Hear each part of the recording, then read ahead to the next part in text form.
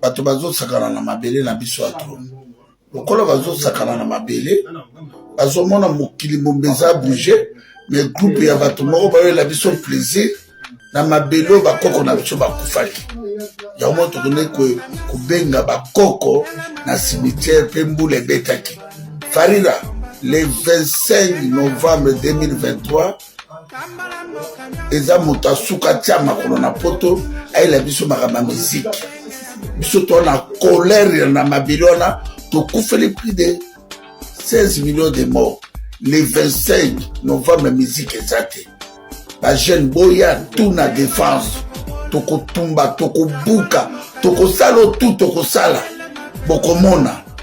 tokomona soki yo nde moto oza na priorité na mabele wana tokomona place yo ozali biso toza likolo na yo okokundama bien baotelela na cimetière ya mwana mobali wana pa na parane makundama ndeko na ngai ye moko aboma tatane na mama na ye na respect ya papa na mama oyo bausa bafanti banda kala depuis papa na mama akufa bakela na kotala ete bakela olela te baleli lelo mpona anakanda na bango ya papa ya fari na mama fari banakanda ya farira oyo ye nde moto aboma papa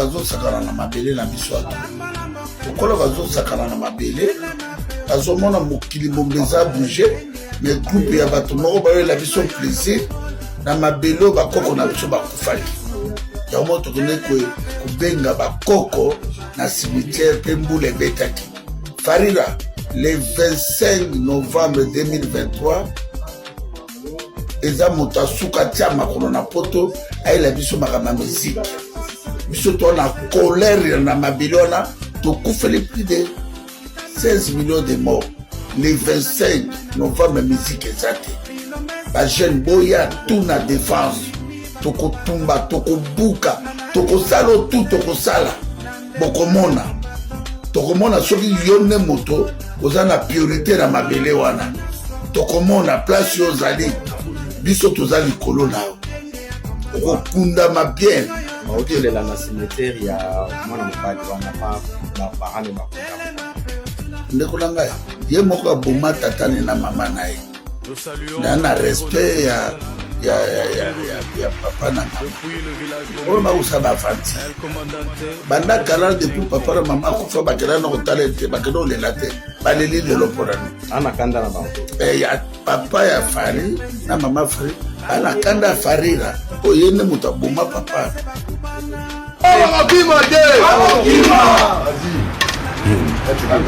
Babel. Ouais. Ça c'est Babel Massombo. Bonsoir peuple congolais. Bonsoir peuple congolais. Nakanisi au CPN na moment oyo pour rendre bandeko na biso ya Bruxelles visite de courtoisie et d'affaires. Donc ya mwana toyi kosolola. Na ye kosolola na kulutu di Gérard na mama Kitarakamba na kulutu Celia Wendo na Chomongo Nande Kondimba, délégation à Paris. mais awa tokutani na bandeko nyonso bokecho bima nano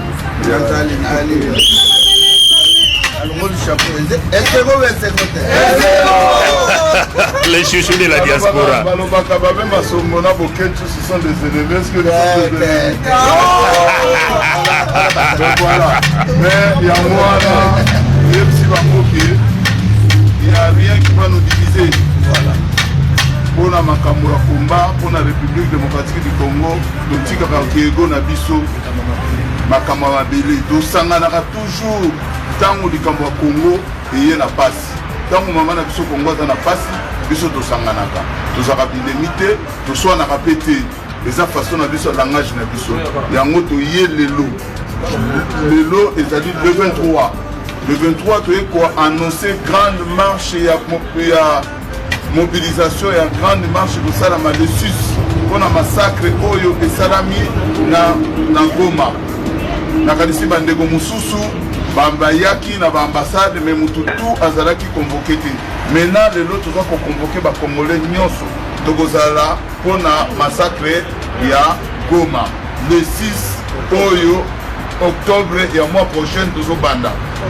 Acteur nyonso ya combat, mutu nyonso oyo ayebi ke aza combattant de base et de souche toyebani, ozala na Allemagne, ozala na France, ozala na Hollande, Angleterre, ozala na Espagne, ozala na Afrique du Sud, tango yoki combat ebengi yo tika nyonso yaka na bitumba ya mboka. Il est temps de chasser l'ennemi du Congo. Il est temps de veiller vers la souffrance de notre peuple. Parce que biso tokotika peuple na biso souffrir, biso todiaka na poto tolalaka, tosepelaka, tobetelaka bato oyo bazoboma mboka maboko. Non, yango wana biso toza na kati opposition radicale contre bato nyonso oyo bazokosala mabe na kati ya République démocratique du Congo. Yango tozosenga ezala élection te, Tshisekedi doit parti. Tshisekedi doit parti. Wana na sengi na peuple congolais tolobaki ke tozali na temps d'observation et l'observation est finie. Donc tokomi na tango ya attaque ya action kobanda le 6 et puis tokosilisa yango le 25 novembre na Paris na arena Ingeta. Oye Papa Lumumba oye Kipavita oye kwa Kongo oye Sepeli tomoni shomongo babe masombo yaki Gérald Maneke tomoni ya sheria wendo personne na mama Rose bandeko motakoki ko diviser Congo yo azate abotami te mpe akozalaka te. Tosengi na bandeko nyonso bamoni image oyo bandeko mosusu bozala mwa baduti lere ekoki ya kosukola maboko bolibere mboka. Mama na biso Congo, tata na biso Congo, koko na biso Congo. Félix Tshilolo il doit partir.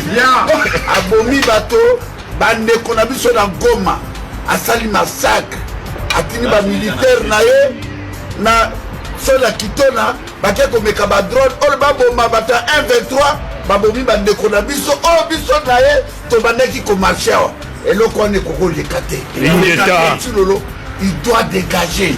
Yango to begisi bino le 6 octobre bitumba oyo ezali ya 100 millions d'habitants awa mokongo te mongala te moluba te biso tu tokolekana tokotikela bana biso mabele yango tolobi bandeko le 6 octobre biso tu na Bruxelles na porte na mine boya to marché to dégager Félix Tshilolo jusqu'à l'ambassade à Congo, jusqu'à la Union européenne. Ingeta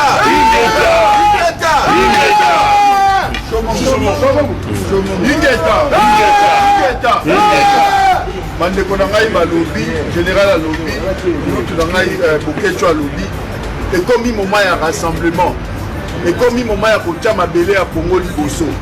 Yai un moment oyo entre biso na biso tobundaka mpo na mboka oyo bato babundaki bakendaki koluka basolution na ndenge na bango. Mais moment oyo tokomi ekomi marche ya unité, totambola na objectif moko ya Tshilombo dégage.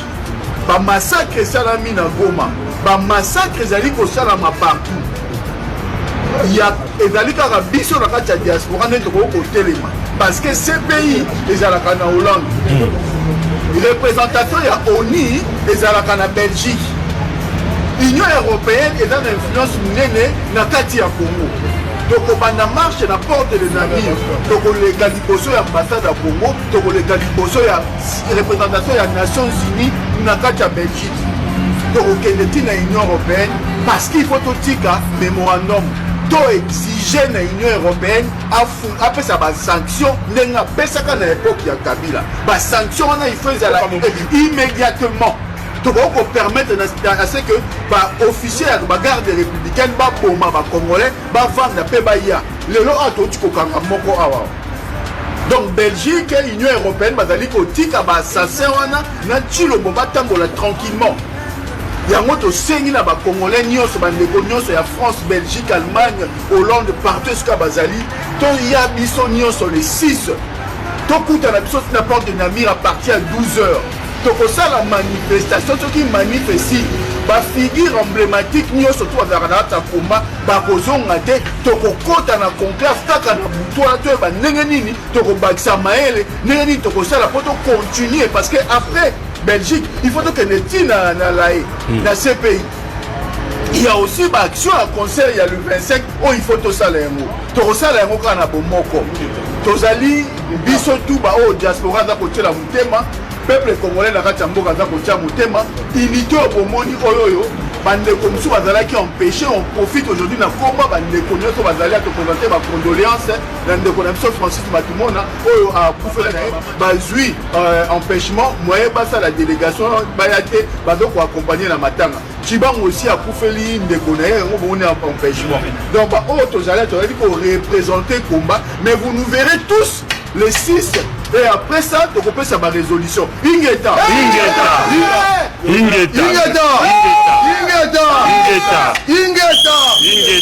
Peuple congolais, l'air est grave.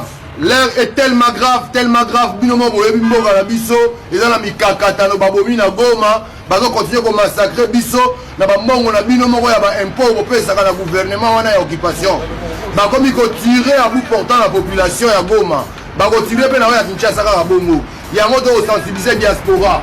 Diaspora mobimba en général. Bon, mon unité à ma combattant, soit disant ma combattant, ma panzana jamais. Le Congo a besoin de nous tous. Il y a un mot de Benissibino le 6 octobre, Oyo, la porte de Namir, la place Lumumba, manifestation pendant 12h.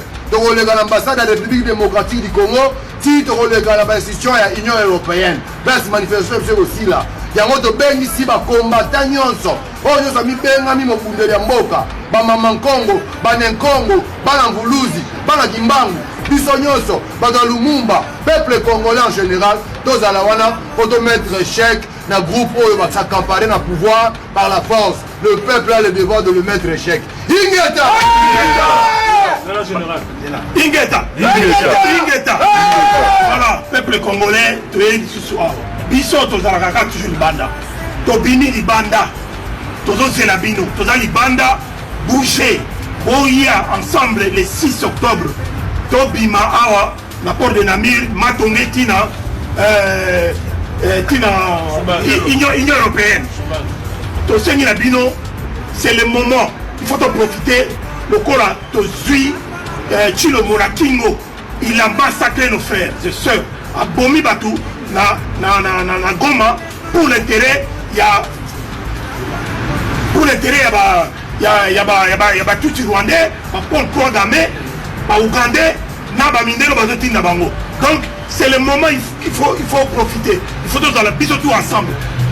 Le Congo est toujours appelé la gâchette d'Afrique. Tout le monde n'a jamais la traîne, il y a Mali, il y a Niger.